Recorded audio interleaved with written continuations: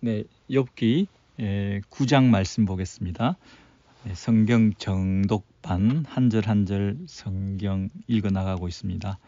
여러분 9장이 35절까지인데요. 이거 매 강의를 조금 짧게 가고 싶어도 이게 욥기가 42장이나 되기 때문에 한 장씩 가더라도 시간이 꽤 걸리는데 대충 넘어갈 수가 없고 또 한 절 한 절 우리 성경 정독반이기 때문에 조금 시간이 걸리긴 합니다. 빨리 읽어 나가겠습니다.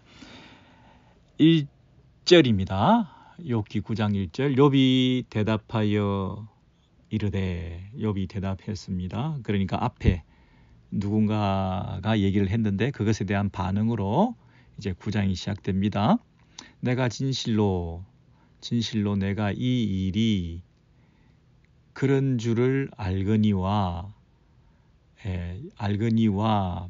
그러나 그렇게 돼 있습니다. 그러니까 일단 상대의 의견에 대해서 존중하면서 나도 그 정도는 안다. 내가 그 일이 그런 줄을 알거니와 앞에 우리 8장에서 지난주에 공부한 내용 기억나시는지요? 어떤 공부를 했던가요? 여기 8장에 보시면 빨리 한번 넘겨보시죠. 8장에 수아 사람 빌닷이 하나님이 어찌 정의를 굳게 하겠느냐.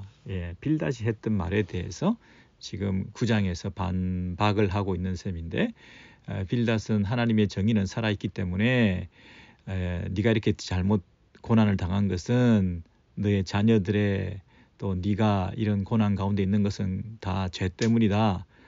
그러므로 지금부터라도 회개하고 새로 시작하면 시작은 미약하지만 네 나중은 심히 장대할 거다. 그러니까 하나님의 선하심과 하나님의 그 의로우심을 믿고 네 죄를 회개하고 또 새로 출발해라. 이런 얘기를 쭉 했던 거죠. 그래서 8장 마지막에 보시면 20절입니다. 하나님은 순전한 사람을 버리지 아니하시고 악한 자를 붙들어 주지 아니하심으로, 그죠? 웃음을 내 입에 즐거운 소리를 내 입술에 채우실 거다. 그래서 이 하나님 앞에서 다시 회개하고 돌아오면 네 삶을 또 새롭게 축복된 삶을 살아갈 수 있을 거다. 이런 얘기를 했기 때문에 그것에 대해서 욥이 내가 그걸 모르는 바가 아니다. 그런 잠언적 가르침, 이 인과응보론적인 원리에 의해서 나도 지금까지 살아왔고 그것을 모르는 바가 아니지만 그러나 지금은 그 어떤 인과응보적인 원리를 초월해서 뭔가 특별한 일이 일어났다. 하나님 앞에서 내가 의로운 삶을 살고 하나님께서 나에게 복 주시는 이런 패턴으로 내가 잘 살아왔지만 지금 그분 앞에서 감히 설 수 없는, 내가 의롭게 살았다고 하지만 그분 앞에서 내가 복을 받고 그 인간보론적인 원리에서 내가 잘 살고 있는 것을 뛰어넘는 새로운 어떤 일들이 일어났기 때문에 인간보 원리를 초월해서 주권적으로 일하시는 하나님에 대한 그런 경험을 했기 때문에 이 이해할 수 없는 하나님에 대해서 내가 지금 절망하고 있는 것이다. 그 얘기를 하고 있습니다. 내가 그 정도는 다 알거니와 인생이 어찌 하나님 앞에 의로우랴. 하나님 앞에서 내가 바로 설 수 있다는 게 지금 나는 바로 설 수 있다고 생각을 했는데 지금 나에게 그렇지 못한 일이 생겼다. 이 얘기거든요. 그래서 3절에 보시면 그 하나님 앞에서 내가 이 첫마디에 한마디도 대답하지 못하는 그 하나님 앞에 사람이 변론하기를 좋아할지라도 첫마디에 한마디도 대답하지 못하리라. 하나님과 우리 사이에는 그 격차가 간격이 너무나 커서 우리가 상상하지 못하는 어떤 그 원리, 새로운 원리, 인과응보 원리를 초월하는 그러나 하나님의 주권을 인정할 수밖에 없는 가운데 일어난 이 놀라운 일들이 일어나서 그것에 대해서 내가 한마디도 하지 못하는, 끽소리도 하지 못하면서 고스란히 당할 수밖에 없는 이런 일들이 나에게 일어났다는 것입니다. 왜냐하면 그분은 너무 마음이 지혜로우시고 하나님은 마음이 지혜로우시고 힘이 강하시니 그를 거슬러 완악하게 행하고도 스스로 강팍하여 그를 거역하고 맞서게 될 때에 살아남을 자가 없다. 그 앞에서 멀쩡할 자가 없다. 그분 앞에서 우리가 형통할 수가 없다. 왜냐하면 그분이 너무 지혜로우시고 너무 힘이 강하시기 때문이다.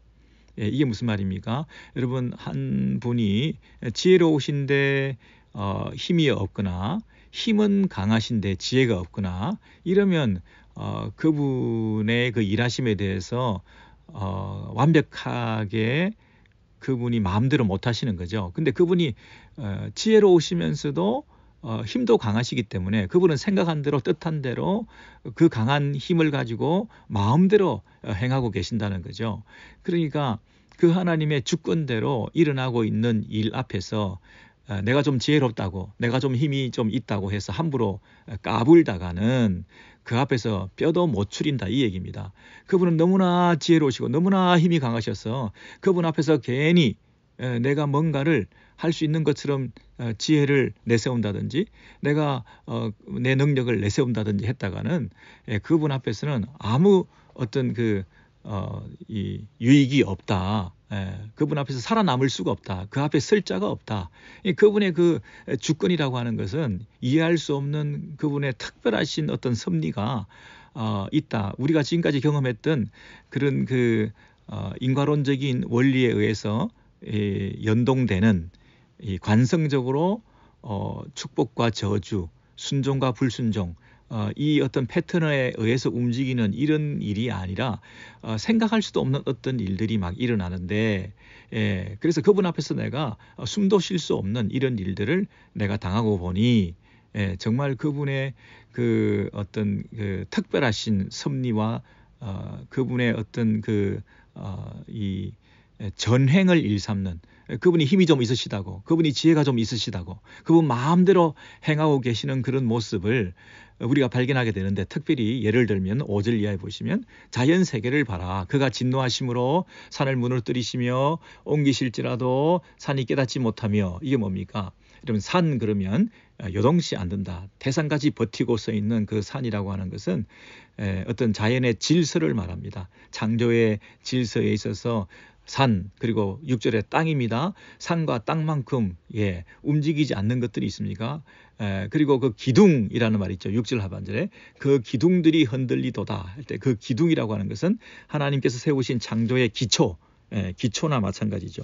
창조의 견고함, 이 세상 우주의 확고한 어떤 하나님의 질서, 이런 것들을 땅의 기둥이라고 얘기합니다.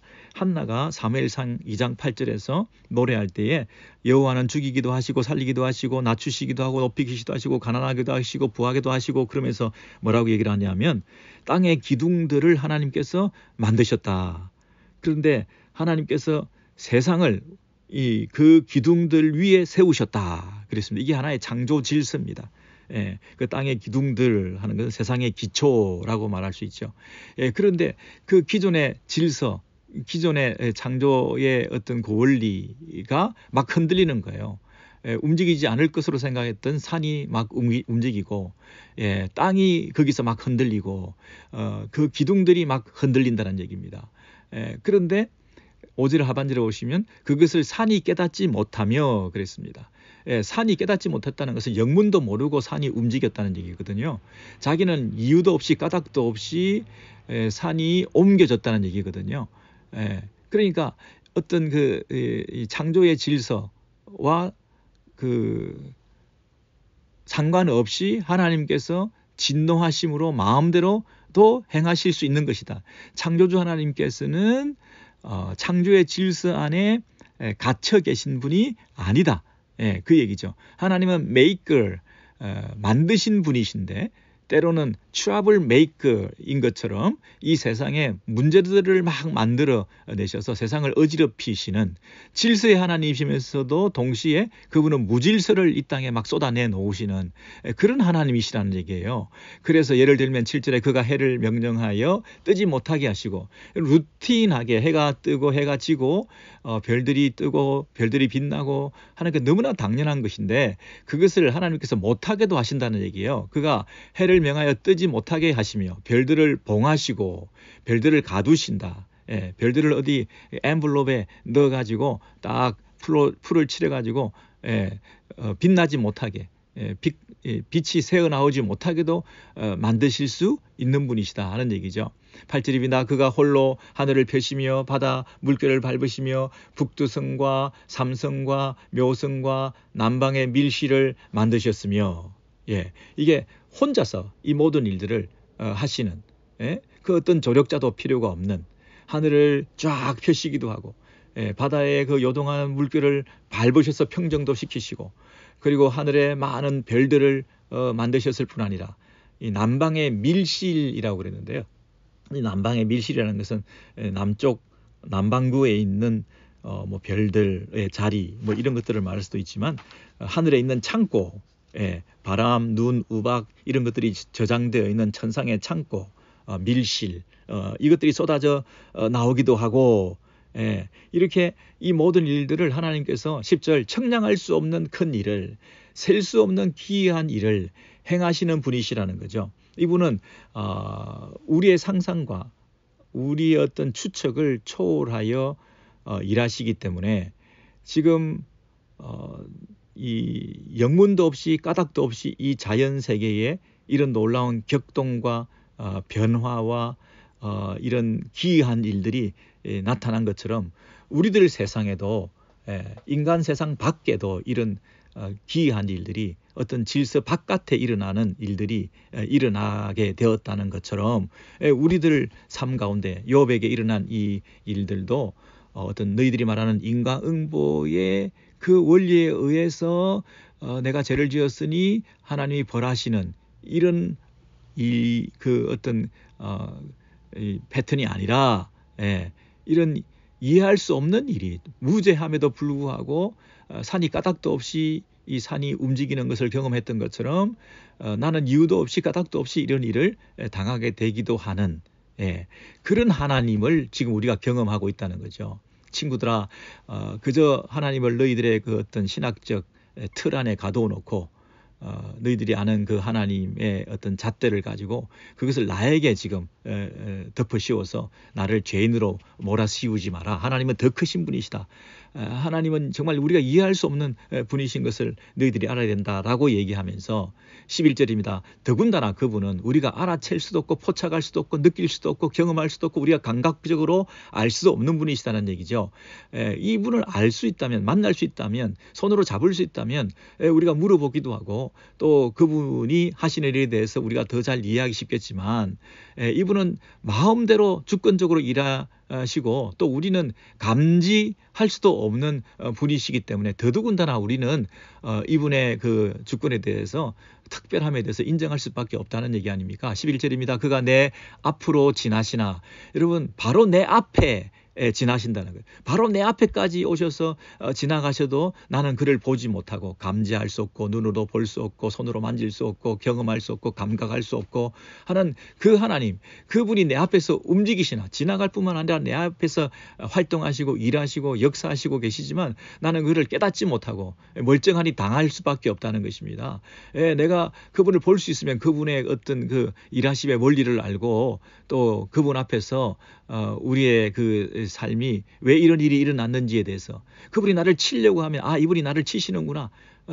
이걸 알 수 있는데 그분이 내 앞에까지 와서 무슨 일을 하고 있는지도 나는 느낄 수도 없는, 그러니까 내가 난데없이 당하기 때문에 까닭 없이 당하기 때문에 하나님은 이렇게 일하시기 때문에 내가 어떤 이유를 발견할 수 없다. 내가 하나님께서 나를 빼앗으시면 12절 그분께서 나를 빼앗으시면 누가 막을 수 있으며 무엇을 하시나이까 하고 누가 물을 수 있느냐. 그분이 바로 내 앞에까지 오셔서 나도 모르게 그 일을 나에게 행하시고 가셨는데 심지어 내 소유를 다 뺐고 내 건강을 다 뺐고 내 자녀를 다 빼앗아 가셨는데 그걸 내가 바로 눈앞에 있었으면 내가 막았겠죠. 누가 막을 수 있으며 바로 내 앞에서 그분이 그렇게 하신다는 것을 내가 1시간 전에라도 알았다면 내가 다 다른 재산을 정리를 했다든지 뭐 안전을 도모했다든지 무기를 준비했다든지 뭐 다 빼돌렸다든지 어디 자녀를 외국에 보낸다든지 무슨 방법이 있었을 거라고요. 뭐 잠시 전이라도 그걸 알았더라고 한다면 얼마나 좋았겠어요. 근데 바로 내 앞에서 그런 일이 일어났음에도 불구하고 나는 전혀 그것을 알지도 못했고 느끼지도 못했고, 예, 그분을 포착할 수 없는 분이시기 때문에 누가 그것을 막을 수 있으며, 나는 고스란히 어느 날 갑자기 이 일을 당할 수밖에 없었던, 예, 그리고 당하고 나서 무엇을 하시나이까 라고 물어볼 수도 없는, 예, 왜 이런 일을 하셨습니까? 왜 일을 하십니까? 라고 물을 수도 없는 이런 상황에 내 소유와 내 모든 것을 다 빼앗긴, 이 하나님은 이렇게 일하시는 분이시기 때문에 무슨 이유가 있었어 그분이 나한테 어떤 이 고난을 주신 것으로, 이 재난을 내가 당한 것으로 그렇게 설명할 수가 없다. 설명할 수 없는 이 일을 내가 경험했다는 것이죠. 네, 하나님은 자연 세계에서 자신의 그 주권을 창조 질서 바깥에서도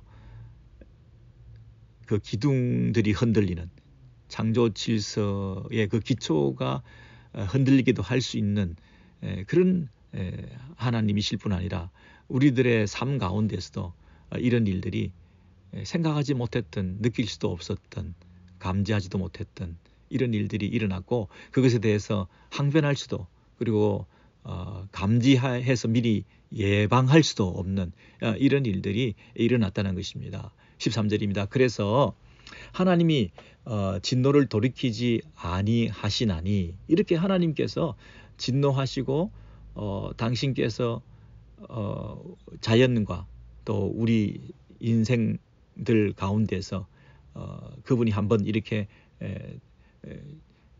일을 시작하시면 그걸 돌이키지 않으신다는 거예요. 예.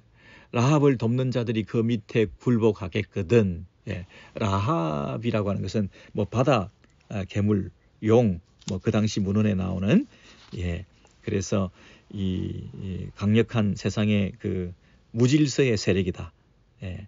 그 당시 그 신화적인 존재들로 바다의 신인 것처럼, 예, 그렇게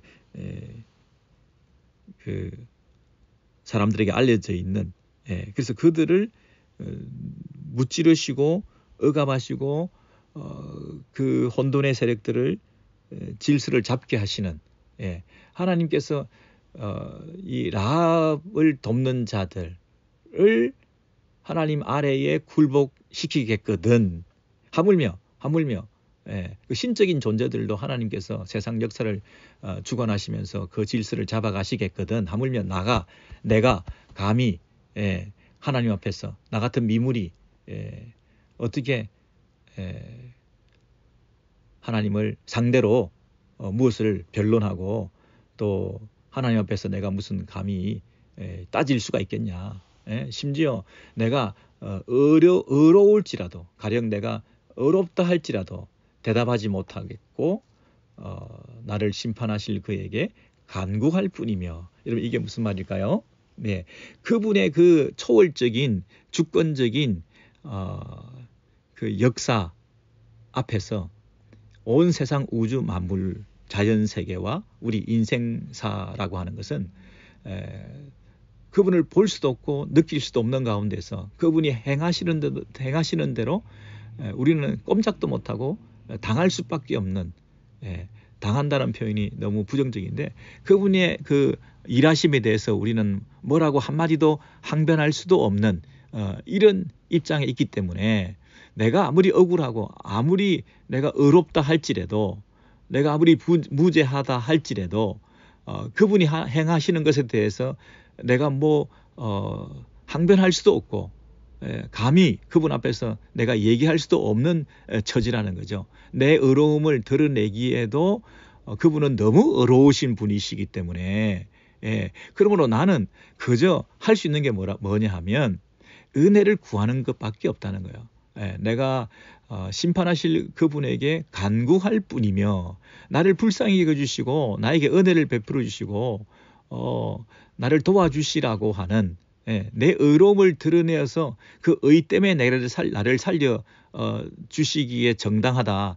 내가 의롭기 때문에 내 의를 보시고 나는 의로우니까 내 의를 드러냄을 통해서 그분이 나를 책임져 주시고 나를 이 대우해 주셔야 된다라고도 감히 말을 못한다는 거예요. 내 의로움이라고 하는 것은 감히 그분의 그 크신 의 앞에서 내가 명함도 내지 못할 것이기 때문에 그저 나는 아무 할 말이 없다는 거죠. 뭐 이러나 저러나 나는 하나님의 은혜밖에 없습니다. 하나님이 나를 불쌍하게 해주시는 그 외에는 나를 살려주십시오라고 부르짖는 그 외에는 다른 방법이 없지. 내가 좀 어렵습니다. 나는 불의하지 않습니다. 나는 죄를 짓지 않았습니다. 이런 얘기조차도 지금 먹히지 않는 그런 상황에 나는 그저 그분 앞에서 살려주세요 이것밖에 할 수가 없다는 거예요. 그런데 내가 이렇게 살려주세요 라고 부르짖는다 하더라도 16절입니다. 가령 내가 그를 부름으로 그래서 그가 내게 대답하셨을지라도 내 음성을 들으셨다고는 내가 믿지 아니하리라 그랬습니다. 이게 정말 이 표현이 아름답다 못해서 애절하고 너무 슬프디 슬픈 그런 고백입니다. 예, 그분의 그 크심 앞에서 나의 이 자금을 가지고 그분의 그 거룩하심 앞에서 나의 이 부족함을 가지고 나의 그 생명을 나의 존재를 인정받기 위해서 그분 앞에서 살려달라고 부르짖을 수밖에 없는데 그 부르짖음조차도 그분이 들으셨다고 할지라도 과연 그분이 들으셨다고 내가 믿을 수도 없는 그 정도로 내가 미물이요 그분은 멀리 계신 분이요 또 내가 그분을 포착하고 감지할 수 없는 느낄 수 없는 그런 분이시라는 거예요. 그분은 나하고 상관없이 너무나 초월적인 존재로 일하고 계시기 때문에 내가 그분을 향해서 간구했다 하더라도 그 나의 간구에 대해서 들으셨을까? 들으셨다 하더라도 정말 내가 진짜 그분을 내가 간구한 걸 들으셨기 때문에 내가 안심할 수 있을까? 내가 안심할 수 없다는 거예요. 너무 크시기 때문에. 그리고 지금까지 나에게 하셨던 그 고난의 그 행위를 내가 경험하면서 과연 나를 이렇게까지 대접하시는 걸 보면 나를 이렇게까지 시궁창에 몰아넣으시고 코너에 몰아넣으셔서 나를 이렇게 치시는 것을 보면 그분이 과연 나를 이 같은 편으로 생각하실까? 나를 혹시 이 적군의 대적자로 보시면서 나를 치는 건 아니실까라고 생각할 정도로 나는 믿지 못하겠다는 거예요. 내 음성을 들으셨다고 내가 믿을 수가 없다. 이렇게 말하면서 17절에 이렇게 말하죠. 그가 폭풍으로 나를 치시고 까닭 없이 내 상처를 깊게 하시며 그랬습니다. 이런 폭풍으로 나를 치셨다는 얘기는 이 과도하게 나를 다루신다는 거죠. 내가 무슨 큰 잘못이 있어서 이렇게까지 나를 지나칠 정도로 몰아세우시느냐 이 말이죠. 이유도 없이 까닭도 없이 이유나 알면 다행이죠. 내가 잘못한 게 있기라도 하면 다행이죠. 근데 정말 아무런 잘못도 없는 나에게 이렇게까지 과도하게 몰아세우시며 폭풍으로 나를 휩쓸어 버리시는 이런 일에 대해서 너무나 고통을 당하고 내 상처는 깊다는 거죠. 나를 숨쉬지 못하게 하시며 18절 괴로움을 내게 채우시는구나. 숨 돌릴 틈도 없이 나를 괴롭게 하시고 나에게 이런 고난의 시절을 보내게 하셨으니 정말 이분을 상대로 어떻게 내가 뭘 해보려고 그래도 그분의 힘이 너무나 세기 때문에 19절 힘으로 말하면 그가 강하시고 심판으로 말하면 누가 그를 소환하겠느냐. 그분의 그 강하심 앞에서 내가 당한 이 억울하고 분한 이 이유를 알 수 없는 이 고통에 대해서 뭔가 얘기를 좀 해보려고 해도 너무 강하시기 때문에 그분 앞에서 내가 말도 못 꺼낼 것이고 그리고 그분을 심판정에 재판정에 그분을 이 소환해서 시시비비를 따져 보려고 한다 하더라도 그 강하신 그분을 어떻게 재판정에 호출하고 소환하고 불러들일 수 있겠느냐. 이게 안 될 일이라는 거죠. 그래서 그 고통을 당하는 내 현재의 이 억울하고 분한 문제들을 가지고 그 하나님을 상대로 재판을 걸어야 되겠다. 예. 근데 그 재판을 애초에 시작도 할 수도 없을 것 같은, 예. 힘으로는 그분이 장사요.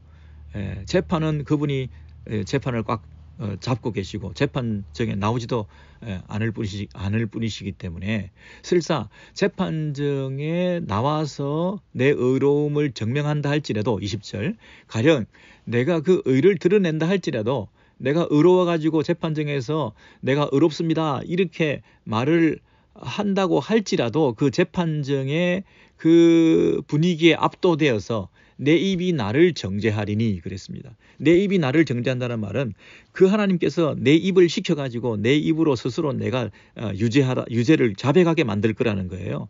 내 입을 시켜서 나를 정죄하시리니 내가 스스로 내가 잘못했다고 고백하게 만들 정도로 그 재판정에서 억압당하고 눌림당해서 심지어 내가 고문을 당해서 자백을 스스로 할 수밖에 없는 그런 분위기에서 압도당해서 내 입으로 나의 그 유죄성을 토해놓을 수밖에 없는 이런 모습으로 내가 이 죄를 인정할 수밖에 없는 그분의 거룩과 의와 그분의 크심에 대해서 나는 아무것도 내세울 수가 없는, 그래서 내가 가진 이 의를 조금이라도 내세우고 싶지만 그것조차도 내가 할 수도 없는 이런 분위기에 휩쓸리게 된다는 거예요. 그렇다 보니 나는 정말 참 소망이 없다. 나는 죽음 마땅하다. 나는 살 가치가 없다. 나는 나의 삶에 대해서 더 이상 어떤 미련과 애정과 애착을 가질 수도 없는 21절에 그렇게 얘기하고 있죠. 나는 순전하다. 나는 온전하다마는 하나님 앞에서 이런 대접을 받으니 재판정에서 한마디 말도 못하고 첫마디 할 때 내가 한마디 말도 못하고 그리고 내 입으로 스스로 나의 유죄를 인정할 수밖에 없는 그분의 그 강권적인 그 억압적인 통치와 주권적인 다스림 앞에서 나 같은 미물이 감히 의를 드러낼 수도 없는 그런 입장에서 나는 내 입으로 스스로 나는 죄인입니다 라고 말할 수밖에 없는 이런 분위기에서 이 억울함을 하소연할 수도 없고, 그래서 내가 순전하고 온전하다마는 21절 그러나 내 인생 여기서 끝내야 되겠다는 거죠. 내가 나를 돌아보지 않고, 이 말은 내 삶에 무슨 의미나 애착을 발견할 수 없다. 너무 심란해서 내가 지금 무슨 말을 하는지도 모르겠고 내가 지금 당한 혼란과 슬픔 때문에 내 인생을 더 이상 어떻게 끌고 갈 수 있는 여력이 없다는 거죠. 내가 나를 돌아보지 아니하고 이 슬픔 때문에 내가 정신줄을 잃고 내가 혼줄을 놓고 내 삶에 대한 어떤 그 줄을 내가 더 이상 붙들 수 없는, 내가 나를 돌아보지 않고 내 생명을 천히 여기는구나. 내 생명을 천히 여긴다는 것은 산 게 아니라는 거잖아요. 이게 뭐 산 겁니까 지금. 산다는 게 이제 귀찮아졌죠. 그만 살고 싶죠. 이게 사는 게 아니죠. 차라리 빨리 죽고 싶죠. 살아있다는 것이 오히려 역겹죠. 내 삶이 오히려 구역질 나는 거예요. 내 이 의를 좀 드러내려고 해도 전혀 그 친구들로부터 또 하나님 앞에서 이 의에 대해서 증명할 수도 없고 인정해 주지도 못하는 이 한계를 만나서 정말 이 스스로에 대한 어떤 그 가능성을 부인하고 내가 죽는 것이 더 낫다. 나는 나의 생명을 거부한다. 내 생명을 내가 천히 여긴다. 이 말은 내가 가진 이 생명에 대해서 나는 스스로 포기하고 싶다. 이 얘기입니다. 그래서 내가 죽는 것만이 소망이다. 이 하나님 앞에서 내가 산다는 것의 삶의 의미를 모르겠다. 그렇게 말하면서 22절로 넘어가면 일이 다 같은 것이라. 일이 다 같은 것이라. 다 일반이라. 이게 뭡니까? It is all the same. 모든 것이 다 똑같아. 이건 하나로 그냥 귀결된다. 의인과 악인이라고 하는 것이 특별히 뭐 가치 있고 의미 있고 차이가 있는 게 아니다. 나는 말하기를 22절 그러므로 나는 말하기를 하나님이 온전한 자나 악한 자나 멸망시킨다 하나니, 하나님은 순전한 자나 악한 자나 다 한 가지로 심판하시고 멸망시키시고 똑같이 이렇게 취급을 받게 하시기 때문에 이게 뭐 특별히 구별해서 의롭게 살아간다는 것이 삶의 의미가 있냐 라고 말하는 거죠. 23절입니다. 갑자기 재난이 닥쳐 죽을지라도 호련히 재앙이 내려 도륙될 때에 무죄한 자의 절망도 그가 비웃으시리라. 예, 여러분 재난이 닥쳤을 때 죄가 없는 자도 고난을 당하고 있는 그 모습 속에서 그 하나님이 의로운 자, 무죄한 자를 측은히 여기시고 안타깝게 생각하시며 그들을 건져주시고 그들의 그 무죄성에 대해서 안타까이 여겨주셔야 되는데 오히려 그 무죄한 자가 함께 그 죽음을 고난을 당하고 있는 것을 비웃고 계시면서 아주 비정한 모습으로 서 계시는 그 하나님, 지켜만 보시고 모른 척하고 계시는 그 하나님이 정말 하나님이시냐? 이게 무슨 의미가 있냐? 이게 무슨 더 이상 세상에 공평함이 있냐? 세상을 완전히 악인의 손에 넘어간 것을 보고도 하나님은 가만히 계신다 이 얘기 아닙니까? 24절입니다. 세상이 악인의 손에 넘어갔고 세상이 악인의 손에 붙이었고 이제 완전히 세상에 그 어떤 그 의로움은 없는 거죠. 불의가 판을 치고 있는 거죠. 사방에 온 세상에 이 부조리와 불의가 판을 치고 있는 이 세상 가운데서 하나님은 뭐 하고 계시는 거죠? 이 땅에 마지막 보루인 재판관을 세워 놓으셨는데 이 재판관도 얼굴을 가렸다 그랬습니다. 눈을 가리고 재판하는 것이죠. 뇌물을 받고 재판을 굽게 하는 거죠. 제대로 관찰하지도 않고 얼굴도 나타내 보이지도 않고 함부로 재판하고 있는. 그래서 이 세상에 이제는 더 이상 공의로움은 사라지고 만 것이게 되겠죠. 그것이 재판정의 책임입니까? 세상 사람들의 책임입니까? 세상이 이렇게 가게 내버려 둔 그분이 누굽니까? 재판까지도 이렇게 굽게 만들어 둔 진짜 재판관이신 그분의 책임 아닙니까? 그렇게 되게 한 이가 그가 아니시면 누구이뇨? 그렇게 되게 한 이 세상을 이렇게 불의한 세상으로 판을 치게 만들어 놓고 무죄한 자가 고난을 당하고 재난을 당한 그 현장에 뛰어가 봤더니 의인이나 이 불의한 자나 다 고난을 당할 뿐 아니라 그 의로운 자가 고난을 당하는 현장에서 하나님은 전혀 기능하고 있지 않은 그런 상황, 그런 억울한 일들이 일어나고 있는 이 세상의 모든 그 책임은 그 모든 배후에서 조정하고 계시는 그 재판관까지도 그렇게 뒤에서 조정하고 계시는 하나님이 그 모든 책임을 져야 되는 거 아니냐. 그렇게 하니가 그가 아니시면 누구이뇨. 이렇게 말하는 거죠. 여러분 이런 불의한 세상에서 이런 고난을 당하면서 욥의 입장에서는 지금 하루하루 살아가는 인생의 의미가 없는 거죠. 이 삶이 너무나 빨리 지나가고 있는데 하루라도 빨리 이 인생의 의미를 찾아야 될 텐데 하나님 앞에서 의미를 찾지 못하고 자신은 고난은 더 깊어지고 있는 가운데서 이렇게 하루하루 죽어가고 있는 내 삶에 대해서 아무 낙이 없다. 25절 나의 날이 경주자보다 빨리 사라져 버리니 복을 볼 수 없구나. 이런 복을 볼 수 없다는 얘기는 아무 낙이 없다는 얘기죠. 이 땅에서 뭐 선한 것이 아무것도 없다. 이 땅에서 뭐 좋은 일이라고는 전혀 없다. 근데 그 세상이 너무나 빨리 지나가고 있기 때문에 더더군다나 이런 슬픔이 더해지고 있다. 세상이 빨리 지나가고 있다는 것을 예를 들어서 나의 날이 경주자보다 빨리 사라져버리니 막 100m 달리기 선수처럼 막 달려가고 있는 것처럼 날이 하루하루 이렇게 인생이 금방 지나고 난다는 것이죠. 그 지나는 것에 26절 빠른 배 같고 경주자 뿐 아니라 또 하나의 예는 빠른 배 같이 지나간다. 이 배가 그냥 뭐 이렇게 아주 이 보기 좋게 낭만적으로 이 배가 띄워져 있는 게 아니라 빠른 배. 그래서 강물이 막 큰 바람, 큰 이 물살에 의해서 확 떠밀려 내려가는 그 순식간에 지나가는 그 배, 빠른 배처럼 그리고 먹이에 날아 내리는 독수리와 같구나.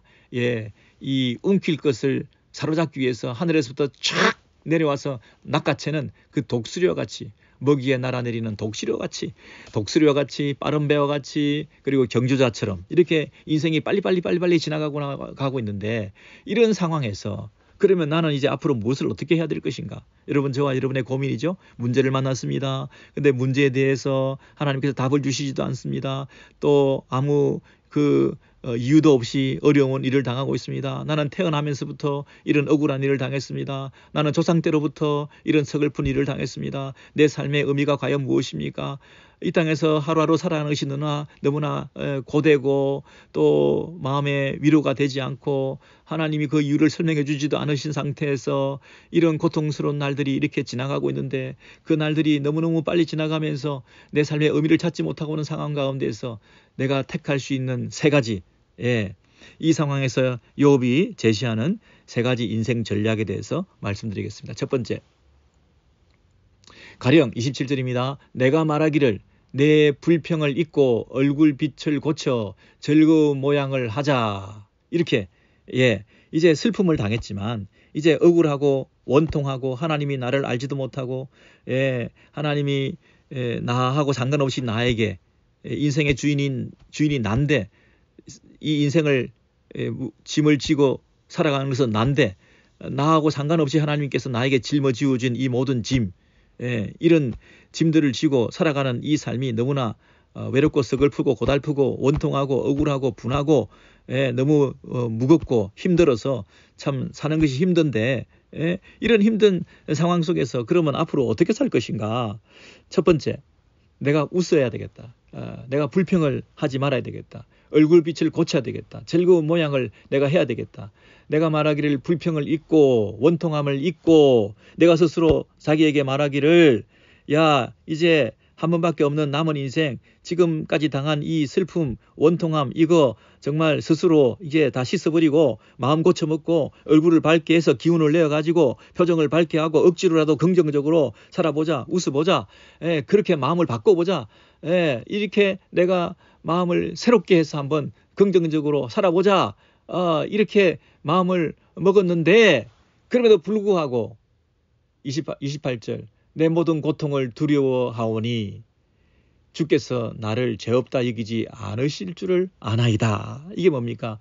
욥의 지금 고난은, 욥의 모든 고통은 자녀를 잃어버렸습니다.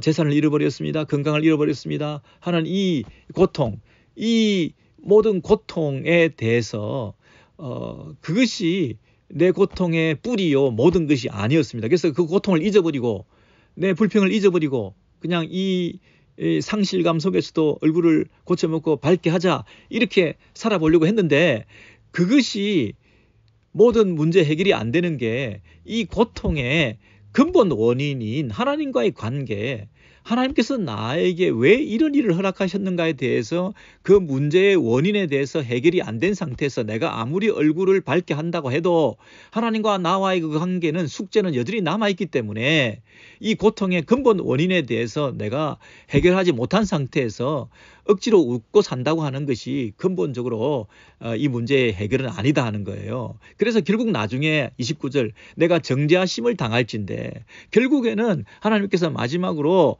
그 모든 나의 그 문제를 숙제로 남겨주었던 것이 해결되지 않은 상태에서 끝까지 그 문제를 문제 삼으셔서 여전히 계속해서 다루시고 아직도 끝나지 않은 그 고난의 연속선상에서 내 인생의 나머지를 살아본다고 한들, 그것이 내게 무슨 이 전환점이 될 수 있겠냐, 해결책이 될 수 있겠냐. 오히려 이것은 헛된 수고를 하는 것이다. 어찌 헛되이 수고하리까.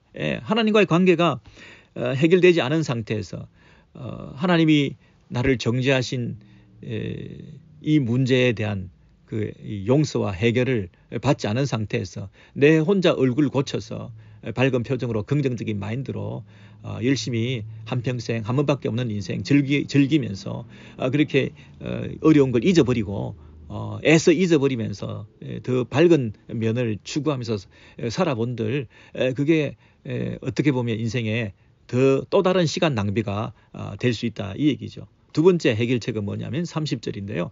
내가 눈노고 물로 몸을 씻고 잿물로 손을 깨끗게 할지라도, 여러분 이게 무슨 말입니까? 내가 지금까지 어렵다고 하는 그런 생각을 가지고 살았지만 정말 내가 깨끗하다, 어렵다 하는 것을 더 증명해 보이기 위해서 내가 거듭 노력해서 자신의 양심을 새롭게 점검해서 또 고백할 만한 은밀한 죄가 없는지 살펴보면서 내가 더 깨끗하게, 더 정결하게, 지금 이 상황에서 더 하나님 앞에서 이 거룩한 삶을 살아가기로 그렇게 한번 결단해 보는 거죠. 무슨 말씀인지 이해되시죠? 지금 내가 어렵다고 생각을 하지만 그럼에도 불구하고 내가 이런 고난을 당했기 때문에 내게 이 문제 해결책으로서 이 고난 속에 있으면서도 또 한번 하나님 앞에 깊은 회개의 자리로 나아가 보겠다. 예를 들어서 눈 녹은 물로 몸을 씻는다.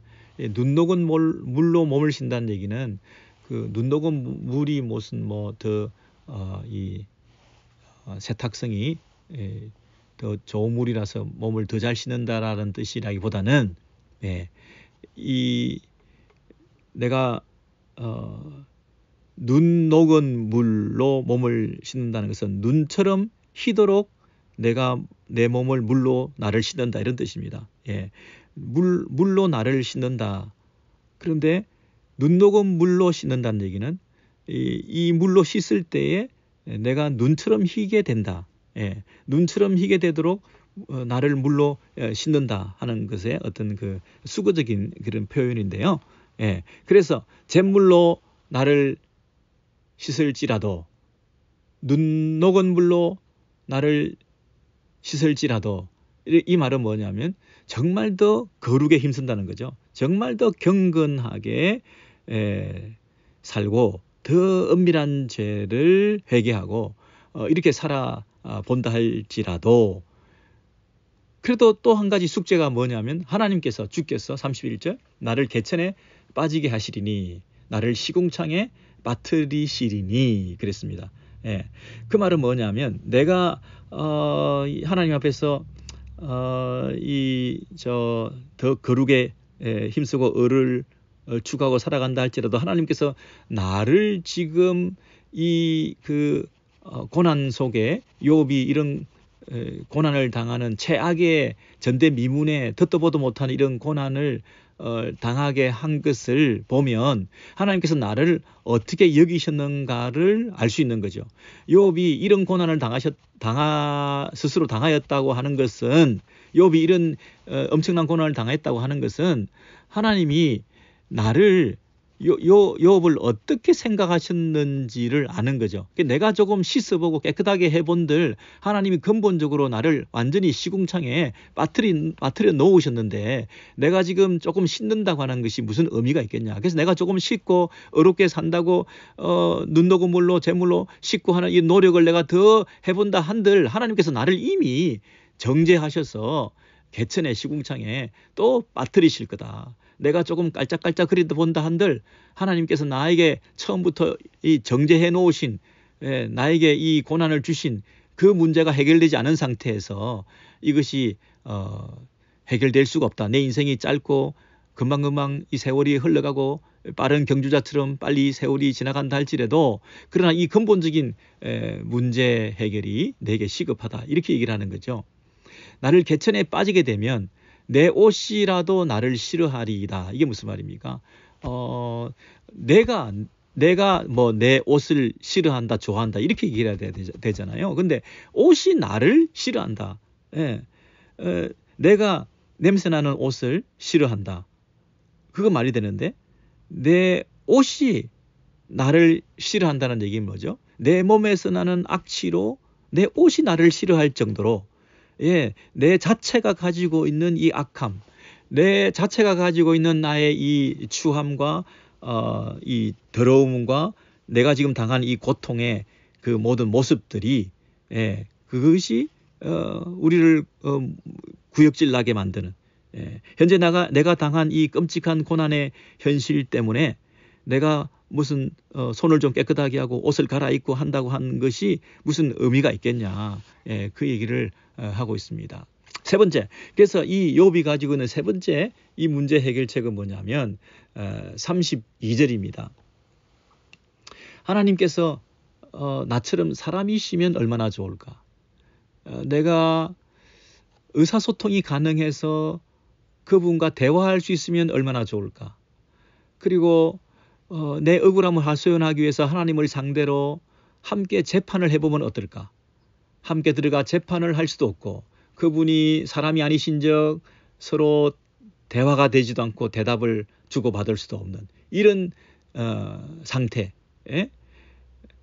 대질 신문도 할 수가 없고 재판에 그분을 소환할 수도 없고 하는 이런 상태. 그런 상태를 안타까워하면서 욥이 독백처럼 절규하면서 우리 사이에 손을 얹을 판결자도 없구나. 우리 사이에 손을 얹을 판결자가 있으면 좋을 텐데 우리 사이라고 하는 것은 중재하고 또 우리가 서로 지금 다투고 있는 거잖아요. 하나님 앞에서 나는 어렵다고 얘기를 하고 있고 하나님은 어렵지 않다고 얘기하고 있는 그런 상황에서 누가 옳은지 중재하고 서로 얘기를 들어주고 누가 옳다고 얘기해 줄 수 있는 분이 계신다면 얼마나 좋겠나. 그래서 34절에 주께서 그의 막대기를 내게서 떠나게 하시고 그의 위엄이 나를 두렵게 하지 아니하시기를 원하노라. 이게 욥의 소원입니다. 욥의 세 가지 그 현재의 문제에 대한 해결책을 제시를 했죠. 첫 번째는 뭡니까? 얼굴 표정을 밝게 하자. 억울한 거, 현재 내가 당한 거, 내게 닥쳐 있는 이런 그 모든 문제들, 이런 거 잘잘못을 따지지 말고 새 출발해서 그냥 밝은 표정으로 살아보자. 그것이 첫 번째. 두 번째는 더 경건에 힘쓰자. 더 하나님 앞에서 어렵게 살아보려고 애를 쓰자. 근데 첫 번째, 두 번째는 하나님과 사이에 근본적인 문제가 해결이 안 된 상태에서 그것이 결국에는 숙제로 남아 있는 것이거든요. 세 번째는 이제 욥이 이렇게 말합니다. 34절에 주께서 그의 막대기를 내게서 떠나게 하시고 그의 위엄이 나를 두렵게 하지 아니하시기를 원하노라. 이것만이 소망이라는 거죠. 이제 제발 당신이 막대기를 나한테서 이제 거두어 가셔서 더 이상 나를 때리지 마시고 더 이상 나를 채찍질하지 마시고 그분의 그 두려움, 위험, 어미로우심 이런 것들로 나를 억압하고 나에게 테러를 가하셔서 내가 더 이상 두렵지 않도록 그런 억압과 하나님의 그 공격 때문에 내가 두려운데 그것으로부터 내가 두렵지 않게 살아갈 수 있도록 나에게 평강을 주시도록 하나님께서 도와주시기를 원한다는 거죠. 그리하시면 35절 내가 두려움 없이 말하리라. 나는 본래 그렇게 할 수 있는 자가 아니니라. 그렇게 되면 참 내가 두려움 없이 이렇게 살아갈 수 있을 텐데 나는 그렇게 할 수가 없는 이런 상태에서 이렇게 떨면서 살 수밖에 없는 이런 근본적으로 내가 그렇게 하지 못하고 이렇게 살고 있는 이 안타까움을 하소연하면서 제발 막대기를 내게서 떠나게 해달라. 나를 두렵지 않게 해달라. 그렇게 얘기를 하고 있는 거죠. 근데 그 막대기를 떠나게 해달라는 것은 나를 더 이상 때리지 말라는 얘기 아닙니까? 근데 그것은 그 재판에서 무슨 일이 있어야 가능하다고요? 하나님과 함께 재판정에 들어서서 하나님이 사람이 되셔서 서로 대화가 될 수 있고 그 의사소통이 됨을 통해서 나의 억울함과 하소연을 들어주시고 그리고 내 하소연을 들어주시고 하나님과 나 사이에 누가 더 옳은지를 판단해 주실 분이 계심으로써 나의 이 고통은 멎게 되고 나의 마음의 두려움은 없어지고 나에게 가해졌던 그 채찍과 막대기는 더 이상 나를 떠나게 될 수 있다는 거잖아요. 사람이신 재판정에 참 심판자가 오셔서 이 문제를 해결해 주셔야 된다고 했는데 이 재판정에 계시는 나와 같이 대화가 가능한 나의 변호사이신 나를 변호하시고 나의 얘기를 들어주시는 사람으로 오신 그분이 하나님과 나 사이에 판결을 해주시는 분이시기 때문에 하나님보다 더 크신 분이셔요. 하나님과 같은 분이셔요. 초하나님적인 존재가 오셔서 사람으로 오셔서 하나님과 나 사이의 문제를 해결해 주시는데 그분이 사람으로 오셔서 그 문제를 중재하시다가 그 중재를 위해서 어떻게 하시기까지 하셨나요?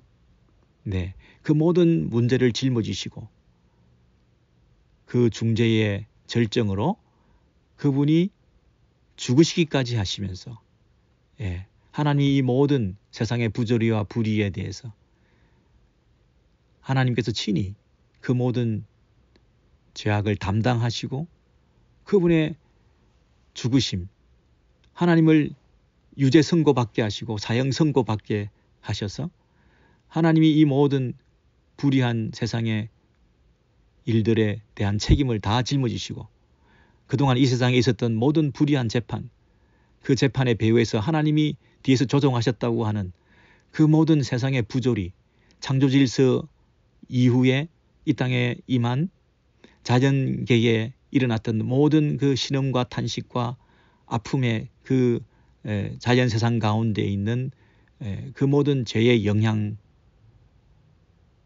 아래서 일어났던 세상에 임한 그 우주적인 저주, 그리고 사람과 사람 사이에서 일어났던 그 많은 갈등과 전쟁과 나라와 민족 사이에 일어나고 있던 그 모든 다툼과 아픔의 그 모든 일들, 그것이 스스로는 해결될 수 없는 가운데 이 불의한 세상, 무죄한 자가 죽고 의로운 사람이 고통을 당하고 하는 이 모든 그 분하고 억울한 일들, 인간이 가지고 있는 모든 질병, 까닭 없이 이유도 없이 당한 모든 아픔, 상처, 태어나면서부터 가지고 있는 질병과 이 세상에서 이 모양 저 모양으로 선천적 후천적으로 당하고 있는 모든 인생의 결핍과 아픔들, 그 모든 문제들, 그 모든 이 땅에 임한 개인적, 사회적, 관계적 또 자연과의 관계, 우주적으로 임한 이 죄의 오염으로 발생하고 있는 그 모든 세상의 부조리에 대해서